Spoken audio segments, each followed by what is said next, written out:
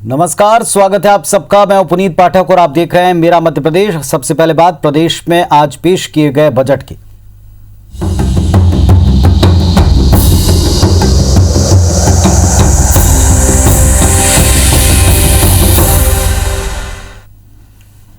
मध्य प्रदेश के बजट में इस बार सरकार ने कोई नया कर नहीं लगाया और ना ही किसी मौजूदा कर में कोई इजाफा किया।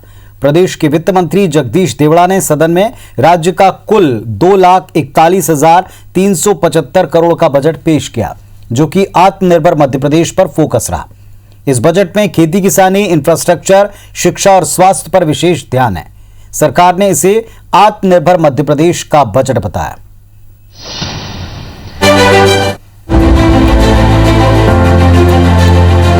वित्त मंत्री जगदीश देवड़ा ने जब बजट भाषण पढ़ना शुरू किया तो पिछली सरकार से खाली मिले खजाने और कोविड की चुनौतियों का जिक्र किया। उन्होंने बताया कि ये बजट आत्मनिर्भर मध्य प्रदेश को साकार करने वाला है, जो 4 स्तंभ भौतिक अधोसंरचना, शिक्षा एवं स्वास्थ्य, अर्थव्यवस्था एवं रोजगार और सुशासन के इर्द गिर्द बुना गया है।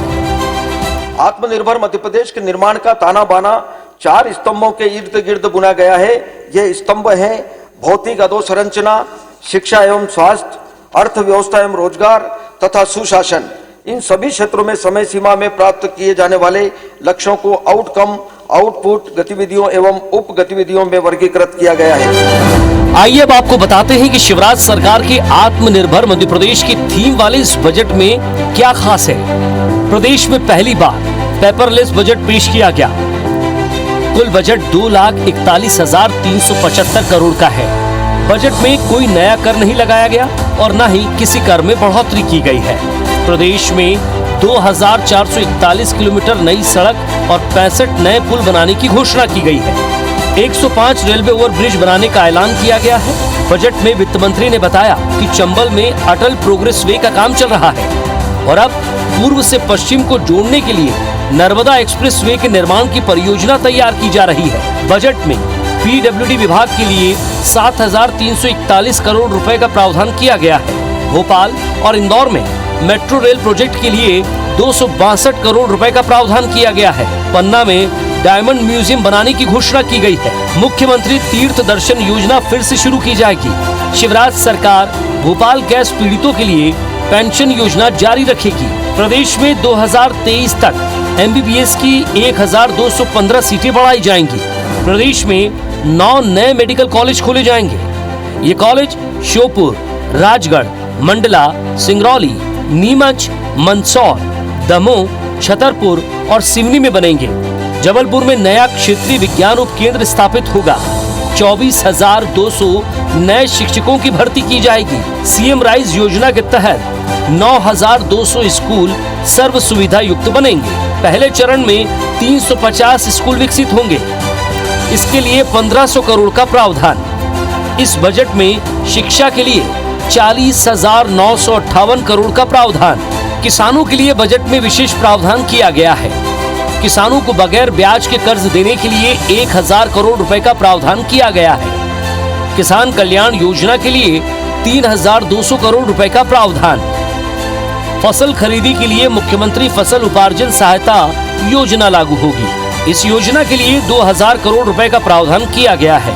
कृषि क्षेत्र के लिए 35,353 करोड़ रुपए का प्रावधान किया गया है। जल मिशन के तहत घर घर नल से पानी पहुंचाया जाएगा। जल जीवन मिशन के लिए 5,962 करोड़ रुपए का प्रावधान। 164 नई सिंचाई परियोजना बनेगी। जल संसाधन विभाग के लिए 6,436 करोड़ रुपए का प्रावधान। नर्मदा घाटी विकास विभाग के लिए 3,660 करोड़ रुपए का प्रावधान। ऊर्जा विभाग की विभिन्न योजनाओं के लिए 5,728 करोड़ रुपए का प्रावधान। नीमच, शाजापुर, आगर, छतरपुर और मुरैना जिलों में 4,500 मेगावाट क्षमता के सोलर पार्क बनेंगे। ओमकारेश्वर में 600 मेगावाट का फ्लोटिंग सोलर पावर प्लांट विकसित होगा। मुख्यमंत्री ने इसे परिस्थितियों के लिहाज से सर्वश्रेष्ठ बजट बताया है। 2,41,375 करोड़ का यह बजट है। मुझे लगता है कि कोरोना संकट के बाद इतनी सारी कठिन परिस्थितियां, अर्थव्यवस्था पूरी गड़बड़ाई हुई, उसमें यह बजट जनता का विश्वास पैदा करेगी। विपरीत परिस्थितियों में सर्वजन हिताय सर्वजन सुखाय बजट है ये। कांग्रेस ने इस बजट को निराशाजनक और झुंझुना बताया है। कांग्रेस ने कहा कि बजट में महंगे पेट्रोल डीजल पर कोई राहत नहीं दी गई है, किसानों की कर्ज माफी को आगे नहीं बढ़ाया गया। कांग्रेस ने आत्मनिर्भर भारत को एक जुमला बताया और तंज कसते हुए कहा कि आत्मनिर्भर मतलब सरकार के भरोसे मत रहो। ये बजट केवल आंकड़ों का खेल है। आत्मनिर्भर आत्मनिर्भर आत्मनिर्भर ये एक नया स्लोगन बन गया है। इस स्लोगन में सब कुछ फिट हो जाता है। आज आम जनता पिट रही है पेट्रोल, गैस, डीजल, अब तो रसोई के तेल से। इसके बारे में कुछ नहीं, केवल प्रस्तावित और आत्मनिर्भर का ये बजट है। माननीय वित्त मंत्री जी का भाषण सदन के अंदर सुना तो उसमें ऐसा कोई भी प्रस्ताव नहीं है जिससे हमारे बेरोजगार नौजवान को, हमारे परेशान किसान को, हमारी गृहिणियों को, हमारे बुजुर्गों को किसी भी प्रकार की कोई राहत प्रदान की गई हो। कांग्रेस के तेवर से जाहिर है कि सदन में बजट पर चर्चा के दौरान वो सरकार को घेरने की कोशिश करेंगी। बहरहाल वित्त मंत्री ने अपने बजट को कुछ यूं परिभाषित किया है।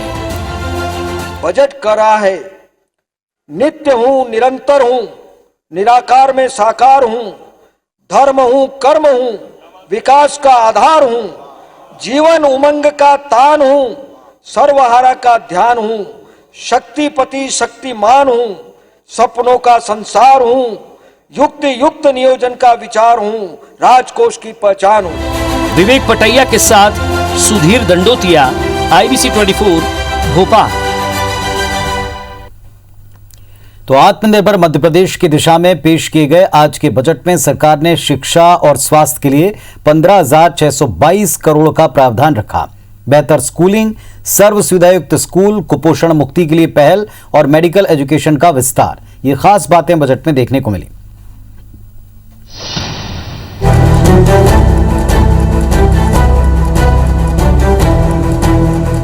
मध्य प्रदेश सरकार के बजट में शिक्षा और स्वास्थ्य पर खास फोकस किया गया है। वित्त मंत्री जगदीश देवड़ा ने बजट पेश करते हुए शिक्षा पर जोर देकर कहा कि आज की आवश्यकता है हमारे विद्यालयों में सर्व सुविधा युक्त अधोसंरचना हो और पर्याप्त व दक्ष शिक्षक हों। कक्षाएं डिजिटल लर्निंग, कंप्यूटर लैब, प्रयोगशाला, व्यावसायिक प्रयोगशाला विद्यालयों में अपेक्षित है। साथ ही विद्यार्थियों के सर्वांगीण विकास हेतु कला, संगीत, खेलकूद आदि व्यवस्थाएं उपलब्ध होना चाहिए। विद्यालयों से दूर निवासरत विद्यार्थियों के लिए सुरक्षित परिवहन व्यवस्था भी सुनिश्चित होना चाहिए। इसी अवधारणा से हमारी सरकार सीएम राइज योजना संचालित करेगी। इस योजना के अंतर्गत 9,200 विद्यालयों को सर्व सुविधा युक्त विद्यालयों के रूप में विकसित करने का लक्ष्य है। मध्य प्रदेश के स्वास्थ्य और शिक्षा बजट में काफी कुछ प्रावधान किए गए हैं। 2021-22 में लगभग 24,200 पदों पर शिक्षकों की नई भर्ती होगी। स्कूलों के विकास के लिए सीएम राइज योजना शुरू की जाएगी। सीएम राइज योजना के तहत 9,200 स्कूलों को सर्व सुविधा युक्त बनाया जाएगा। हर बसाहट के 15 किलोमीटर के अंदर एक सर्व सुविधा स्कूल होगा। स्कूलों के विद्युतीकरण, संधारण और फर्नीचर प्रदान करने के लिए 319 करोड़ रुपए का प्रावधान है। 24 कन्या परिसर और 4 गुरुकुलम आवासीय विद्यालयों को एकलव्य विद्यालयों में अपग्रेड किया जाएगा और सीबीएसई से एफिलिएटेड करवाया जाएगा। सीबीएसई मापदंड के अनुसार ज्ञानोदय विद्यालय भी अपग्रेड होंगे। सरकारी कॉलेजों का इंफ्रास्ट्रक्चर बजट दोगुना कर दिया गया है। जबलपुर में नए क्षेत्रीय विज्ञान उपकेंद्र की स्थापना होगी। 2021-22 में 1,000 आंगनबाड़ी भवन बनाए जाएंगे। वित्त मंत्री ने सदन में कहा कि उच्च शिक्षा में बेहतरी के लिए भी सरकार प्रतिबद्ध है। उच्च शिक्षा को सुलभ, गुणवत्तामूलक एवं रोजगार उन्मुखी बनाना हमारी सरकार का उद्देश्य है। राष्ट्रीय और अंतर्राष्ट्रीय विश्वविद्यालयों के साथ प्रदेश की उच्च शिक्षण संस्थाओं की सहभागिता सुनिश्चित करने का प्रयास किया जा रहा है। साथ ही वोकेशनल और निजी क्षेत्र की इस क्षेत्र में भागीदारी को प्रोत्साहित किया जाएगा। उच्च शिक्षा के लिए भी बजट में काफी प्रावधान किए गए हैं। मेडिकल कॉलेज की 2035 सीटों को बढ़ाकर 3,250 करने का लक्ष्य है। 390 बीएससी नर्सिंग सीटों को बढ़ाकर 810 किया जाएगा। 50 MSc नर्सिंग सीटों को बढ़ाकर 320 किया जाएगा। साथ ही 9 नए सरकारी मेडिकल कॉलेज खुलने का प्रस्ताव रखा गया है। श्योपुर, राजगढ़, मंडला, सिंगरौली में मेडिकल कॉलेजेस खोले जाएंगे। नीमच, मंदसौर, दमोह, छतरपुर और सिवनी में मेडिकल कॉलेज खोले जाएंगे। जबलपुर में स्टेट कैंसर इंस्टीट्यूट जल्द शुरू होगा। भोपाल, इंदौर और रीवा में कैंसर के इलाज के लिए कॉलेजेस खुलेंगे। ग्वालियर में टर्शरी कैंसर केयर जल्द शुरू होगा। साथ ही एक बड़ा ऐलान इस बजट में वित्त मंत्री ने किया, गैस पीड़ितों को बंद कर दी गई पेंशन अब से हर माह मिलने लगेगी। स्वास्थ्य प्रबंधन की पहली सफलता है कुपोषण मुक्ति, जिसके लिए सरकार निरंतर प्रयास कर रही है। वित्त मंत्री ने खास तौर पर पोषण मटका कार्यक्रम का जिक्र किया, साथ ही मिशन निरामय पर जोर दिया। प्रदेश से कुपोषण को मिटाने और हर किशोरी बालिका, माता और शिशु के लिए पोषण तंत्र को स्थापित करने के उद्देश्य से आवश्यक कार्य किए जा रहे हैं। कुपोषण को खत्म करने के उद्देश्य से सामुदायिक सहभागिता के रूप में पोषण मटका कार्यक्रम में खाद्य सहयोग की अपील की गई है। समृद्ध परिवारों से सहयोग लेकर पोषण मटका के माध्यम से 178 टन खाद्य सामग्री जैसे अनाज, दाल, फल, सब्जी आदि का संग्रहण कर अति गंभीर कुपोषित बच्चों के परिवार को प्रदान किया गया है। 4 स्तंभों पर आधारित एमपी के बजट में शिक्षा और स्वास्थ्य का स्तंभ काफी मजबूती से पेश किया गया है। इसमें बच्चों, बूढ़ों के स्वास्थ्य की चिंता है, महिलाओं की पोषण की चिंता है, युवाओं को रोजगारोन्मुखी शिक्षा देने की ओर प्रयास का दर्शन भी है। अब देखना है कि बजट की ये बातें धरातल पर किस रूप में और कब तक आती हैं। Bureau report, IBC 24।